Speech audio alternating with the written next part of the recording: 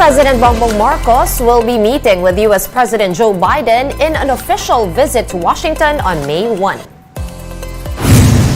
One undocumented Filipino migrant worker was reportedly injured in the ongoing clashes in Sudan, while dozens of other Filipinos are seeking repatriation.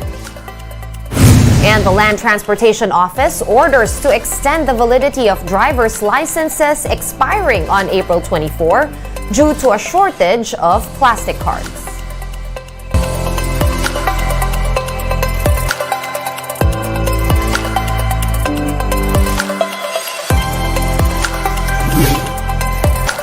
Fast, focused, and fearless. Here's a roundup of stories we're watching now. I'm Sean Yao. President Bongbong Marcos will fly to the United States for a bilateral meeting hosted by President Joe Biden at the White House on May 1. White House Press Secretary Karine Jean-Pierre said the two leaders will be discussing regional matters and also moves that aim to deepen economic cooperation, as well as coordinate efforts to uphold international law and promote a free and open Indo-Pacific. Manila's Foreign Affairs Department says the meeting with Biden will be followed by an expanded one with key cabinet officials.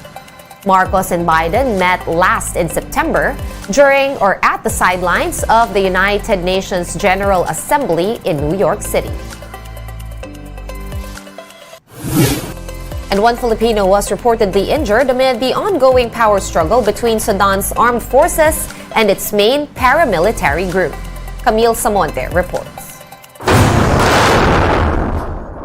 The Department of Foreign Affairs confirmed that a Filipino was hurt amid the ongoing clashes between the military and paramilitary group Rapid Support Forces in Sudan. The injured Filipino was hit by a stray bullet but is now in good condition.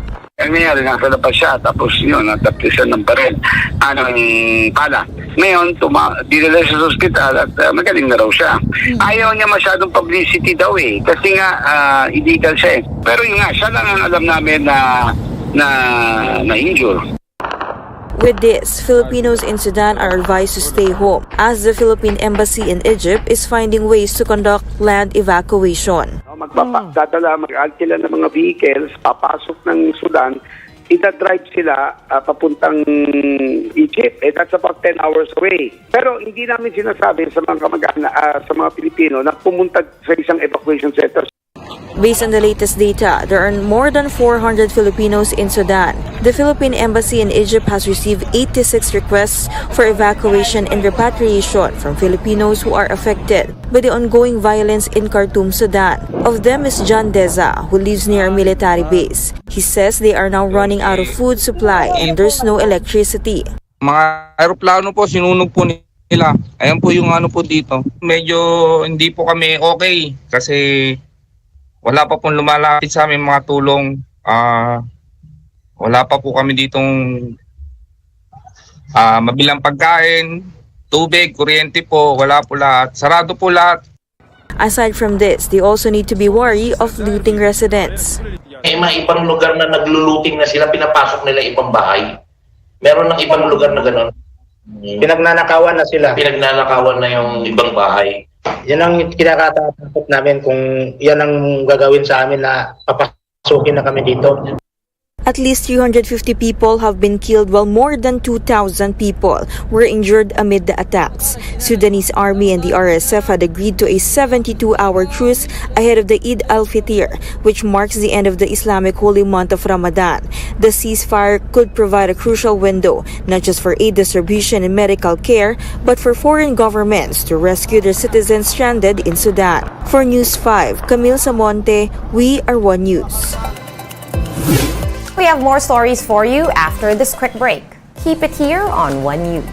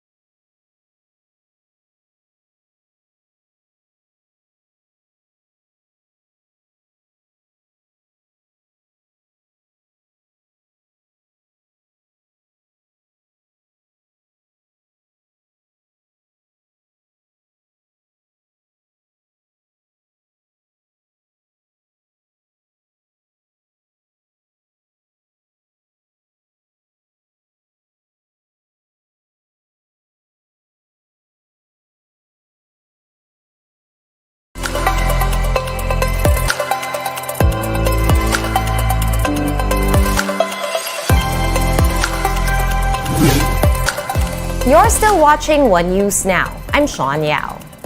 The five-man advisory group of the Philippine National Police has completed its screening of more than 900 senior police officials who submitted their courtesy resignations.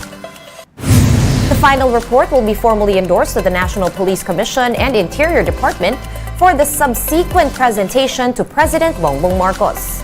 It took 8 meetings for the five-man panel to complete these evaluations. The advisory group looked into some 953 third-level police officials who submitted courtesy resignations as part of the PNP's internal cleansing measures. This stemmed from the alleged involvement of some cops in the narcotics trade and other illegal activities. The Armed Forces of the Philippines denies the allegations made by the Communist Party of the Philippines that it captured, tortured, and killed Benito and Wilma Tiamzon. In a statement, AFP spokesperson Colonel Medel Aguilar dismissed the CPP's allegations as propaganda and an attempt to deceive the public.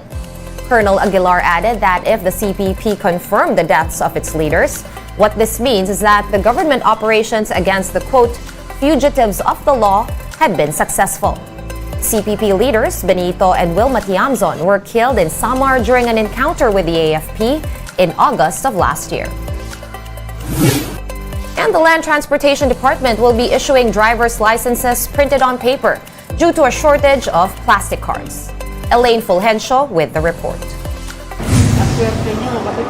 Joy was able to get her driver's license in less than an hour at the Land Transportation Department District Office in Diliman, Quezon City. Her license is expiring in June, but she wanted to renew as early as now to save her from any hassle.